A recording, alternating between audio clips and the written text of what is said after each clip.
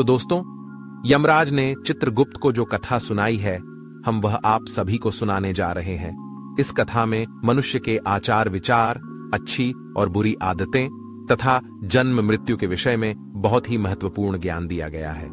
इस ज्ञान को कभी आधा अधूरा नहीं सुनना चाहिए। तो चलिए बिना देरी नमस्कार दोस्तों, शुरू करते हैं। आप सभी का स्वागत है। शास्त्रों के अनुसार दिन के समय में मनुष्य को उत्तर की ओर मुख करके मल मूत्र का त्याग करना चाहिए। यदि रात्रि के समय मल मूत्र का त्याग करना हो तो दक्षिण की ओर मुख करके करना चाहिए। मल मूत्र का त्याग करते समय हमेशा अपने सिर को ढककर रखना चाहिए। किसी भी पेड़ के नीचे, कुएं के पास, नदी के किनारे के पास, गौशाला के पास, देव मंदिर, अग्नि के पास तथा शमशान भूमि के पास कभी मल मूत्र का त्याग नहीं करना चाहिए। शास्त्रों में कहा गया है, खड़े होकर भी मल मूत्र का त्याग नहीं करना चाहिए।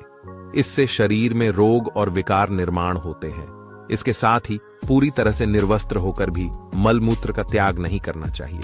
चलते चलते कभी पेशाब नहीं करना चाहिए। इससे जीवन में दुर्भाग्य आता है।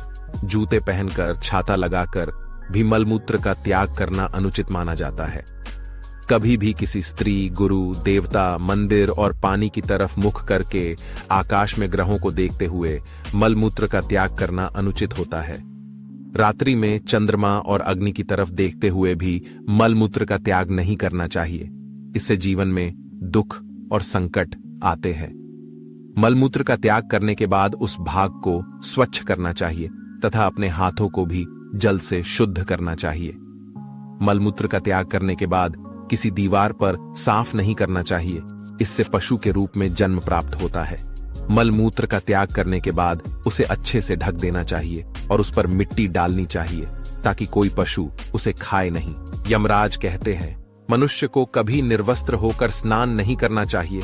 इससे पितृदेव रुष्ट हो जाते हैं। पितृदेव रुष्ट हो जाने पर मनुष्य अपना सब कुछ खो बैठता है। किंतु तूने सदैव ही निर्वस्त्र होकर ही स्नान किया है, जिस कारण से तेरे पितृ भी तुझसे नाराज थे। इस प्रकार से यमराज उस छोटे बेटे को बहुत सारा ज्ञान देते हैं और यमदूतों से कहकर उसे नरक ले जाने की आज्ञा देते हैं। तो दोस्तों, इस प्रकार से मनुष्य को कभी शास्त्रों के नियमों का उल्लंघन नहीं करना चाहिए। यमराज ने चित्रगुप्त को जो ज्ञान दिया है वह अत्यंत महत्वपूर्ण है।